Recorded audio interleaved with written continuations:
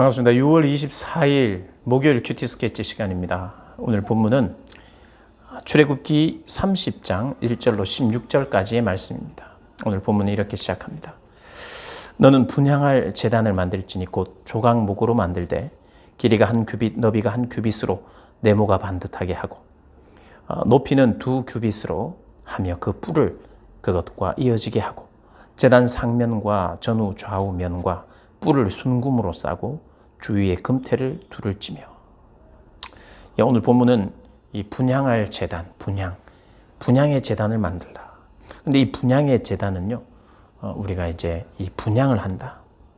7절에 보면 아론이 아침마다 그 위에 향기로운 향을 사르되 등불을 손질할 때에 살을 찌며 또 저녁 때 등불을 켤 때에 살을 찌니 이 향은 너희가 대대로 여호와 앞에 끊지 못할 것이며.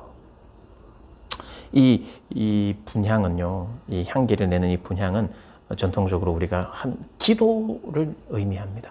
기도를 받으시는 하나님, 이 기도의 향기로운 향을 내게 하는 거예요. 이것이 이제 아침과 저녁마다 있는데 번제와 함께 드려지는 거죠. 결국 아침과 저녁마다 드리는 그 예배와 제사 안에 분향의 기도가 있는 거예요. 그럼 예배 안에 말씀이 있고요, 내 헌신이 있고 드림이 있고 그리고 기도가 있죠. 백성들의 요구, 하나님 앞에서 내 자신의 요구, 여러 가지가 있겠지만 하나님을 만나고 하나님의 뜻대로 사는 요구, 이런 것들이 있어요. 그것은 여호와 앞에 끊지 못한다고. 그래서 이것이 이게 꺼지지 않도록 계속해서 관리를 해야 합니다. 기도의 의미, 여러분 그렇게 보시고요. 11절부터 이제 좀 특별한 내용이 나오는데 뭐 그렇게 특별한 건 아니지만 하나님께서 요구하시는 게 있어요. 모세에게 모든 백성들이 이렇게 해라. 그게 뭐냐면 12절입니다. 네가 이스라엘 자손의 수요를 조사할 때에 조사받은 각 사람은 그들을 계수할 때에 자기의 생명의 속전을 여호와께 드릴지니. 생명의 속전을 드리래요. 생명의 속전, 이게 얼마씩 드리냐 하면 13절에 무릇 계수 중에 드는 자마다 성소의 세겔로 반세겔을 낼지니 한 세겔은 20게라라. 그 반세겔을 여호와께 드릴지며 계수 중에 드는 모든 자 곧 20살 이상 된 자가 여호와께 드리되. 생명의 속전, 내 생명을 속해 주신 값을 내라는 거예요. 하나님 공짜인데 우리의 생명, 그리스도의 그런 생명이 지불되고 어린 양의 생명이 지불되고 그래서 우리를 구원을 하나님이 거저 이루신 건데 이 생명의 속전을 내라 하는 게 우리가 참 이게 이해가 잘 안 될 수도 있습니다. 그런데 하나님께서 이것은요 우리의 특권이에요. 이것을 드리면서 내 생명을 속해 주신 하나님께 감사하는 거거든요. 내가 드림으로 말미암아 하나님께 내 신앙을 고백하는 거예요. 근데 이 반세겔은 얼마 정도냐 하면요, 노동자 한 사람이 이틀 정도 일했을 때의 돈, 오늘로 따지면 한 얼마로 하면 될까요? 일반 노동자가 한 10만 원이라고 칩시다. 한 20만 원 정도 생명의 속전으로 내라는 거예요. 누가요? 20살 이상이 되는 사람, 계수에 드는 사람. 그런데 여기는 빈부와 관계없이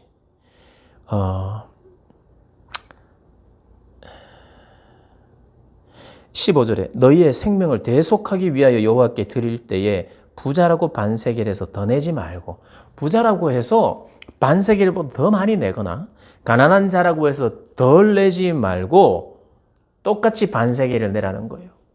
원래 여러분은 이 성경 전체 안에 있는 하나님께 드리는 예물이나 헌금의 원칙은요, 자발성의 원칙입니다.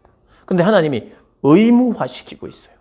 자발적인 드림을 하나님 기뻐하시는데 오늘 이 속전만큼은 의무화시킵니다.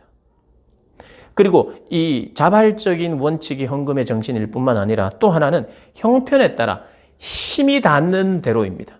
그게 무슨 말이냐면 부자와 가난한 자가 내는 예물과 정성이 달라요. 그래서 하나님은 가난한 자를 생각해 주십니다.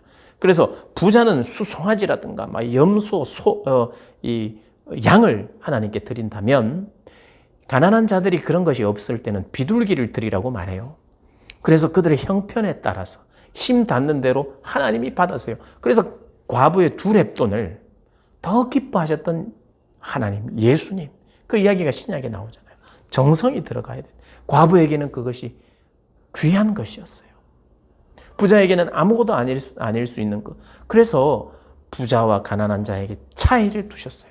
그런데 생명의 속전만큼은요, 그것이 젊든지, 그것이 나이가 있든지, 부자든지, 가난하든지, 이것을 하나님 앞에 의무화하고 있습니다. 그래서 이것을 다른 말로 우리가 어떻게 이해하냐면, 이 하나님 이 회막을 위하여 드리래요. 16절에 너는 이스라엘 자손에게서 속전을 취하여 회막 봉사에 쓰라. 회막을 봉사하는 데 필요한 재정이 있는 거예요. 필요한 예물과 재물들이 있어요. 회막 봉사를 위해서. 그런데 그 회막 봉사, 회막이 돌아가도록, 오늘로 말하면 교회가 움직여지도록, 교회 봉사를 위해서. 교회 봉사는요, 여러 가지가 있습니다.